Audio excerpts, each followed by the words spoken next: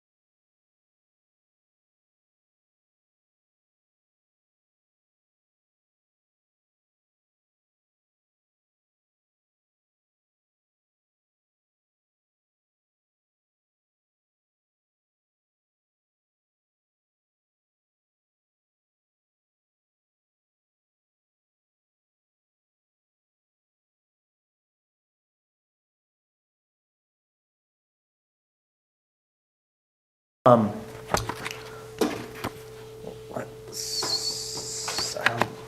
so you've worked at a lot of different places around the world. What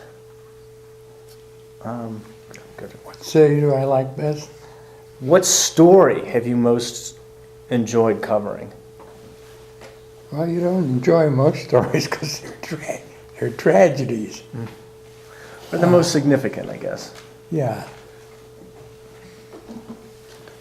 Well, I got in Czechoslovakia years ago when I forget what year it was when the Russians had invaded Czechoslovakia in the post-war years, not World War II.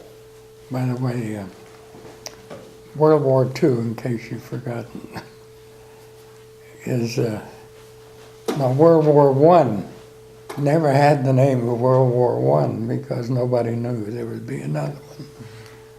But World War II left a lot of residue of problems. A young Czech soldier killed himself in the town square in Prague, and I was sent in to cover that with the camera crew and so on. And the only reason they sent me was that I hadn't been on the road for a long time, so I had a clean passport. But Czechoslovakia was not admitting correspondence at that time. I had a clean passport. I looked like a tourist, I guess, at that time, and went in. And then we had the problem of getting the film out after we covered the story. And news material wasn't allowed through the borders. So I rented 2 cars from Hertz. Hertz is there in Prague, believe it or not. And hired one Czech boy of about 10 to sit in the back seat and pretend he's sick. And he lay over the reels of film.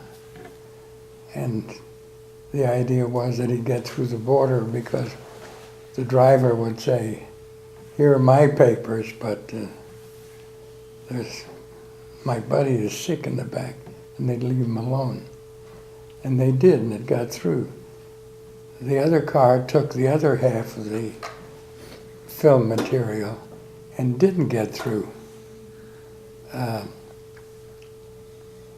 But they were just expelled. But Czechoslovakia was a beautiful country. The music was good, the food was good in the restaurants. And it was an experience.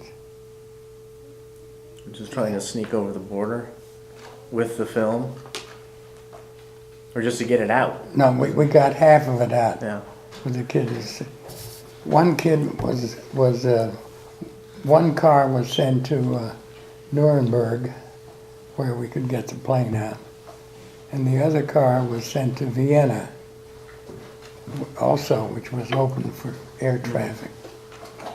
And you had to engage in tricks like that. And that's still true in many parts of the world, that press coverage is not covered. You don't see any American correspondents in Syria now. Well, okay, with that in mind, what do you think has changed the most about journalism since you started in the industry? Well, mostly it's changed in the transmission expansion, the technology, the fact that words are instantly flown around the world through the airwaves. It's almost impossible now the positive side is it's almost impossible now to keep a nation uninformed because they have cell phones, they have computers, They can communicate around the world, and it's hard for the government to prevent that. And if they did, the public would be incensed. So that the transmission of news so effectively is not a plus always, though. The fact is that when 3 networks, for instance, in the United States dominated the airwaves, ABC, CBS, and NBC, they had huge audiences, and obviously their advertising was very expensive, so that their income was great and they could hire large staffs. CBS had thousands of correspondents all over the world.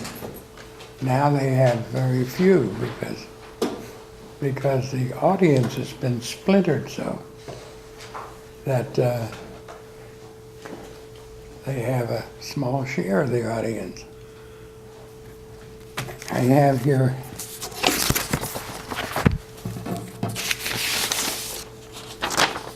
this is a rating sheet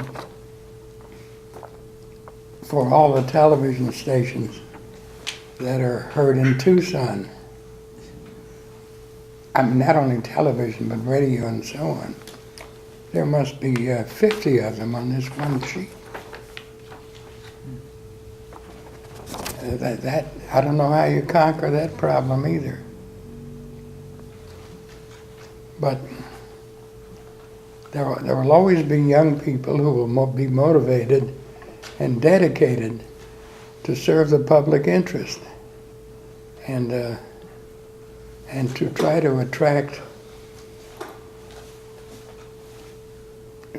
try to go and cover news, information that all of us need to be effective citizens.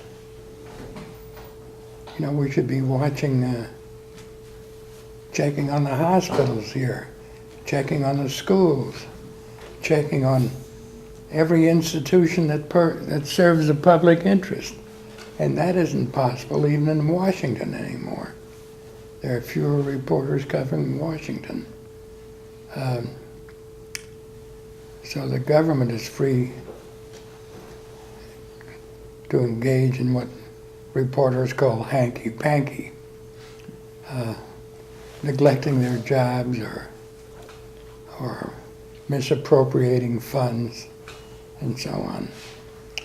So the most effective way to have a good government is to also have a good Press. good journalism. That's right.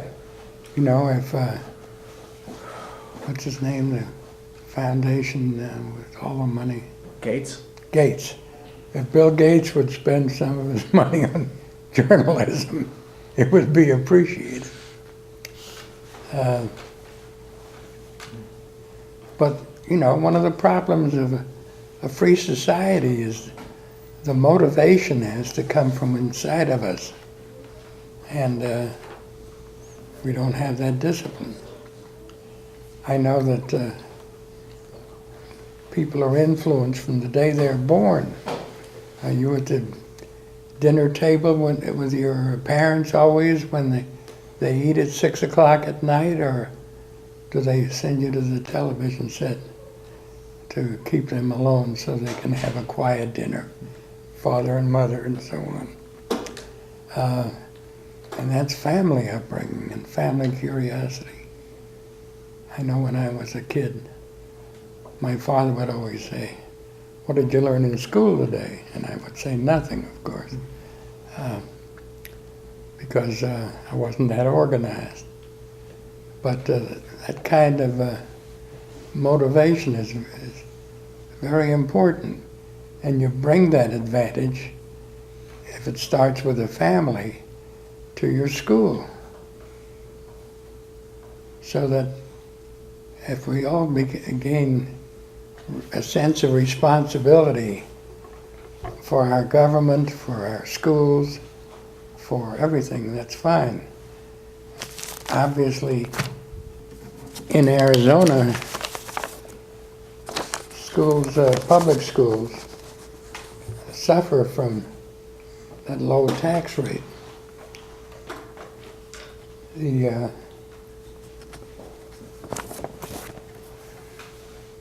That makes me sound like a liberal. We should have more taxes. But we do need support to have the kind of democracy that we want, or the kind of republic that we want. I really don't choose between Republican and Democratic. We all have the same responsibilities. Well, and with that, and another question from the students. So of all the presidents you've seen in your lifetime, which one was the most effective leader and why?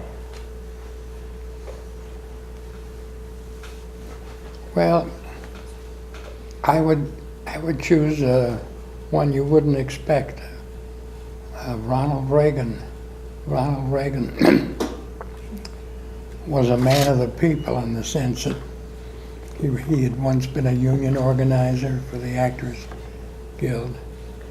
He ran a state well. He had the common touch. He was liked. He was personable. That's not true of many presidents we've had. They haven't been close to the people.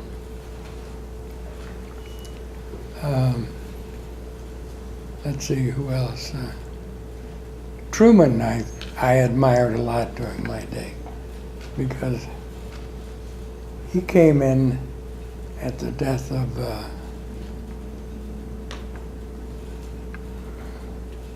FDR? No. Yeah. At the death of FDR. And he was a man with a humble beginning. He had a haberdashery store in Kansas City, and he had the common touch. And people could relate to him. He also was responsible for dropping the nuclear weapon, the first one, in Japan on 2 cities, Nagasaki and the other one, Hiroshima. And that saved a lot of lives because it ended the war very quickly. And he calculated that. And also people could relate to him. He was a man of the people. The president we have today is a good president, but I'm not sure he has the common touch.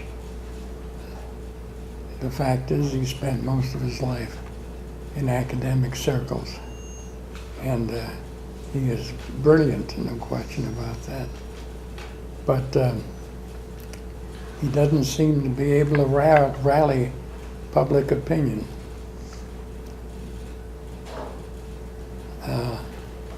Which has resulted in a lot of partisanship in our society.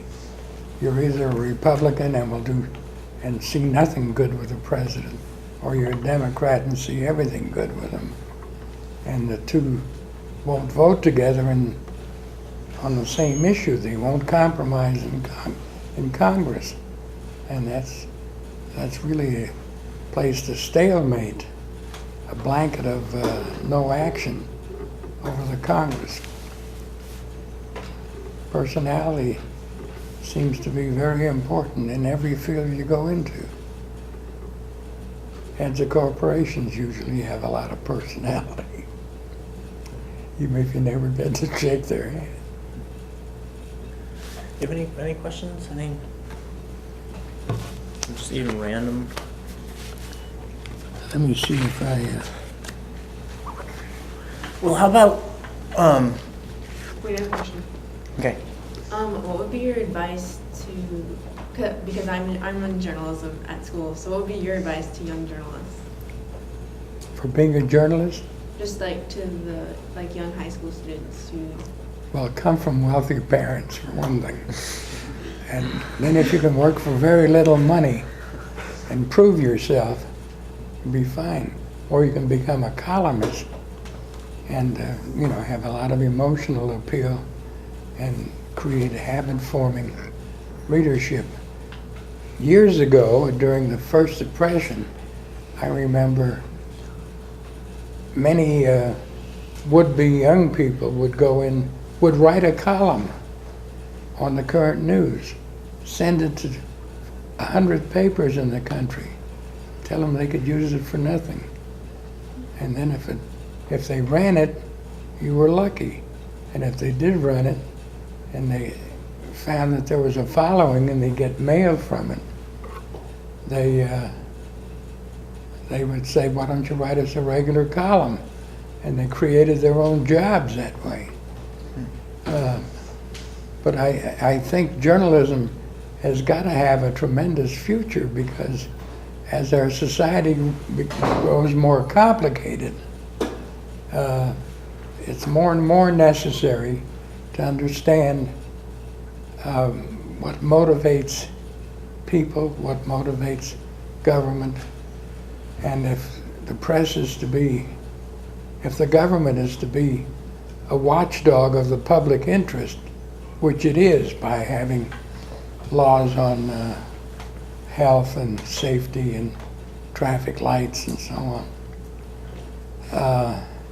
then the press has to watch the watchdogs.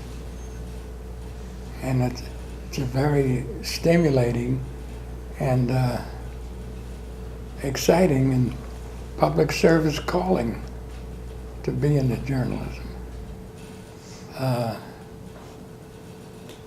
I think if you go to a good school, I don't mean good school, take that back. If you go to a school that attracts wealthy students, like Harvard, the Ivy League schools, Berkeley is a pretty good school too, you will find that the friends you make are sons and daughters of corporation people who can help you find your first job, which is very important. If you want to be a movie writer, it's the same analogy. You go to a college in Los Angeles or Beverly Hills, well, there is no college in Beverly Hills, Los Angeles or UCLA or USC, and you find that you're meeting the friends, sons, and daughters of important people in the industry. Contact is very important. Or if you play good football, obviously you can get a job. They'll promise you jobs, even if your grades are lousy. So, connections. Connections are very Sociability. important. You just have to get somebody's attention. To get the right people. Sure, people get jobs by sending in a fantastic script, and the script writer happens to be in a good mood when he or she reads it and passes it on to the upper levels of movie making and so on. But writing is very rewarding. I enjoyed news writing, and even when I came here after 20 years of retirement, I wrote several articles for the Star and try to make them witty and sharp enough in their writing that they would take it, and they did.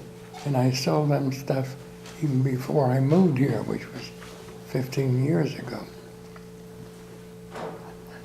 I retired in New York City, which happens to be my favorite city, even though I was born in Washington. But if I had to choose one city to spend my life in, the most exciting would be New York. It has theater, it has the best of everything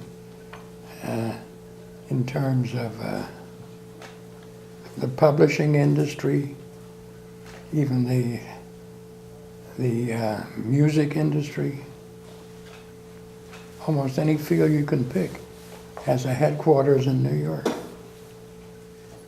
And if you get a job even at the lowest level in a company that's growing and in a field that you like, the most important thing in the world is to find something that you like to do. And when I went into news, it was for a negative reason. I didn't like to stick with the same thing all the time. You know, if you're an expert at one thing, like you're a doctor of dermatology, you're confined to that specialty all your life, and you might get tired of it. Only in journalism, as far as I know, can the subject change 10 times a day, and you can change it yourself. Well, so with that in mind, whether it be jobs or, I don't know, future outlook, what advice would you give this group of students, high school, looking ahead to college? Well, the sooner you find something you're interested in and can specialize in it, it's fine. If you want to be a writer, it's not too late to start now. It could be too late if you wait too long, because writing takes doing, and lots of it. And if you get good teachers at the college level,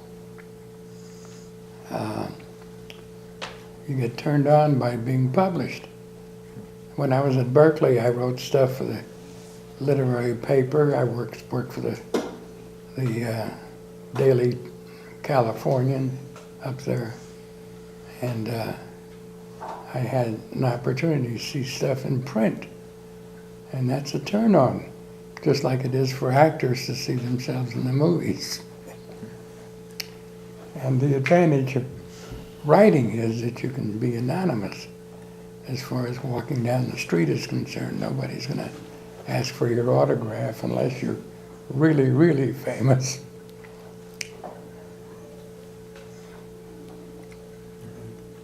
Any other questions?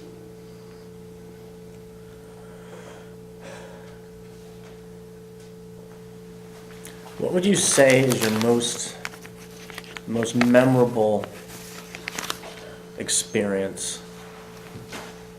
There must be a bajillion of them. If there was like an event that stands out in your lifetime. Well, I covered nuclear testing in Nevada for CBS. When I say I covered, I was in charge of the crew and the reporters and so on. And I felt that, that was page one wherever you went, and it was pretty important. Even though I'm not that crazy about covering crime, which is also violent. I think the people need more and more reading to do.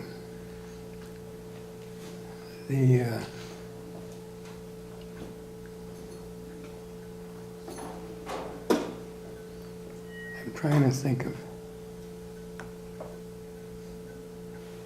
of the problems that we face. The government has ongoing problems. Government jobs are very good jobs, in the sense, not that they're secure, which they usually are if you're any good, but in that they're in the public interest. I mean, if you work for the health department or almost any department in government, there's a need for it, and the profit motive isn't there, which allows you to be free to pursue knowledge for knowledge's sake and for the public interest.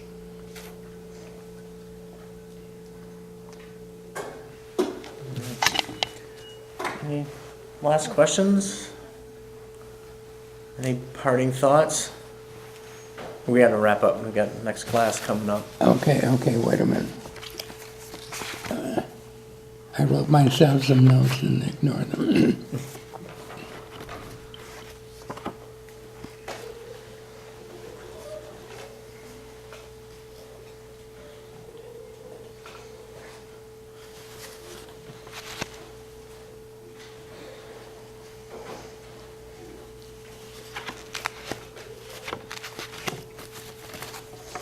Well, I recommend government service. That way you won't be motivated by profit alone. and you also won't get rich. Just have a stable job. Yeah. It's a job and you're doing good. All right. Well, Sam, thank you very much. Pleasure.